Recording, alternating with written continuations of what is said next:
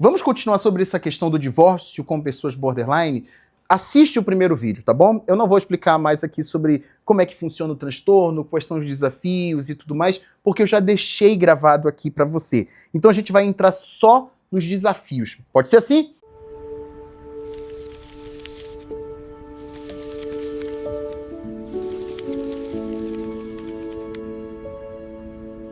Eu sou Lunay Costa, advogado de direito penal, direito criminal, direito de família. Eu trabalho com essa questão de pessoas que se envolveram com relacionamentos de alto conflito e, querendo ou não querendo, nossos colegas borderline passaram por situações nas suas vidas. Às vezes tem uma questãozinha ali dentro da sua parte genética e, infelizmente, sofrem bastante, mas também, em muitos casos, acabam causando um sofrimento para aqueles com quem se envolveram.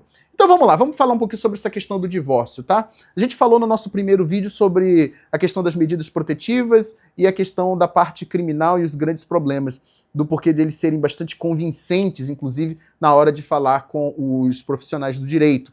Agora vamos para a questão do divórcio, especialmente quando existem crianças.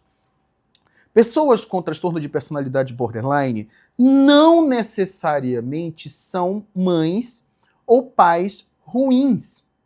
Não significa dizer que eles odeiem, não gostem dos seus filhos, que sejam bons ou maus pais. Não, tira isso da tua cabeça, gente. Eu já conheci muita gente com transtorno da personalidade borderline e que amavam absurdamente os seus filhos. Eram maravilhosos com os seus filhos, maravilhosos. A questão, então, não é essa.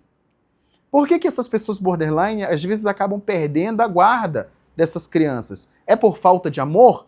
Não.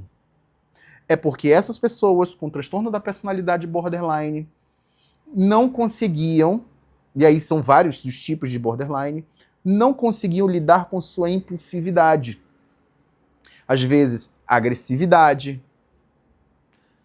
ofender outras pessoas, comportamento com abuso de substâncias ou álcool, muitas vezes uma ideação para tirar a própria vida. E isso cria um ambiente perigoso para as crianças. Isso cria um ambiente instável para as crianças. E quando um genitor, pai ou mãe, tem acesso a essas informações, percebe que as crianças estão num ambiente com perigo. E ele precisa, ou ela precisa mostrar isso na justiça. Por quê? Não se questiona que o amor ou a falta de amor desse pai ou mãe que sofre de transtorno de personalidade borderline para com as crianças, mas sim a segurança das crianças em si mesmo. E quando você está enfrentando um divórcio com a personalidade borderline, a depender da forma como ela vai interpretar esse término, o que por si só, em pessoas que não têm uma hiperatividade no sistema emocional como borderlines têm, já é doloroso, já é triste, já é mesmo com todas as razões do mundo para o divórcio, já é doloroso, para uma pessoa borderline é muito mais doloroso.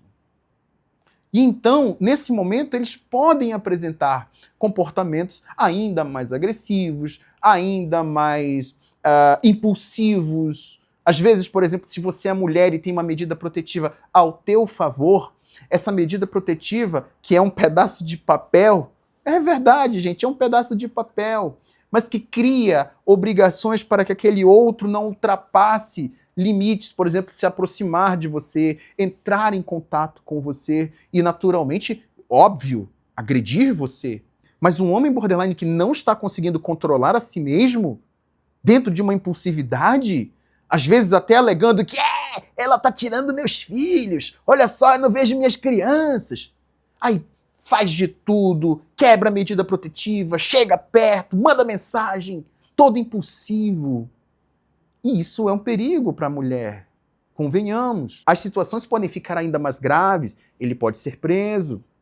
Não vai ficar muito tempo preso, talvez, mas pode enfrentar problemas na justiça. Você, homem, por outro lado, que se envolveu com uma mulher borderline e está resolvendo essa questão jurídica, você pode ler dentro de um processo acusações contra você, especialmente dizendo que você é narcisista. Porque existe um outro tipo de narcisismo que é saudável. Todo mundo tem narcisismo em alguma medida. Quando passa da medida é que vira patológico, vira doentio. Mas o narcisismo saudável, que é essa capacidade de se centrar, de respeitar os próprios limites, as próprias fronteiras, os próprios critérios, ser saudável, isso, quando é mostrado para uma pessoa borderline que não sabe lidar com essa questão, é interpretada como uma ofensa, é interpretada como uma crise. Se você chega, por exemplo, com uma pessoa borderline, e aqui eu faço o recorte específico do sexo feminino, diz assim, olha, eu não sou o teu pai. Você tem que assumir responsabilidades. Você não pode ficar só aqui assistindo televisão, se comportando como criança, né? Dependente de mim para tudo. Quando você tem uma conversa dessa com uma pessoa borderline, essa pessoa pode enxergar assim, você está querendo dizer que eu sou melhor, você é melhor do que eu. Você está querendo dizer que você, só porque você é engenheiro, só porque você é psicólogo, só porque você é psiquiatra, só porque você é advogado, só porque você é isso, é aquilo outro, você é melhor do que eu. Só porque você tem um carro, só porque você não sei o quê. Então, assim, essas pessoas, dentro desse padrão de pensamento, eles acabam enxergando isso como uma ameaça, como uma violência. Então eles vão sair daquele extremo de romantização para querer atacar você. E é nessa hora que você vai ter problemas jurídicos. Por quê? Até que se prove o contrário, é possível que você esteja enfrentando processos criminais e processos civis. Agora, como que você vai lidar com tudo isso? Você vai lidar com tudo isso sabendo que você está lidando com alguém, tá, que tem flutuações. Mas que você, se não passou daquilo que eu chamo de ponto sem volta, que você entendeu que não há mais tanta esperança para que aquela pessoa mude o comportamento e que a única previsibilidade que pode haver é a imprevisibilidade, você tem a forte tendência de cair no canto da sereia ou sereio para querer retornar ao relacionamento. Até porque o vínculo afetivo é um vínculo tóxico. É um vínculo baseado em vício. Tem briga, daqui a pouco tem a paz através do sexo. Tem confusão, daqui a pouco você recebe um presente, pedido de desculpa. Vocês passeiam, há promessas de que a coisa vai mudar e tudo volta a ser maravilhoso, você vai para uma nova lua de mel. E isso vicia. Você começa a pisar em ovos, você tem medo de criar uma confusão, você se afasta de amigos, você se afasta de parentes, você se afasta de parceiros de negócio. Você tem medo da próxima bomba explodir.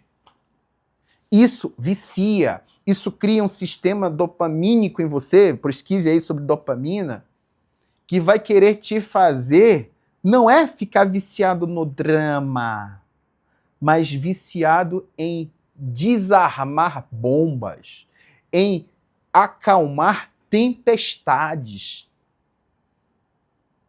E a forma que essas recompensas são dadas a você, muitas vezes são deslumbrantes. São coisas fora do comum. Especialmente se você é um homem, como eu coloco aqui no meu livro, Amores Sexuais, caracterizados como um menino capacho, que foi educado desde a infância para ser o capacho de todo mundo agredia, se limpava em você. Quando você é um menino milagreiro, que você quer consertar o mundo, ajeitar todo mundo. Né? Quando você é um menino cerebral, um garoto prodígio, que acha que a tua intelectualidade, teu raciocínio é capaz de curar as pessoas por meio do teu intelecto, da tua habilidade, você acaba querendo retornar. Então, você enfrentando um divórcio com uma pessoa com transtorno de personalidade borderline, você tem que entender que você tem que olhar para si mesmo também, olhar para teu filho e tua filha, ver se aquilo vai valer a pena.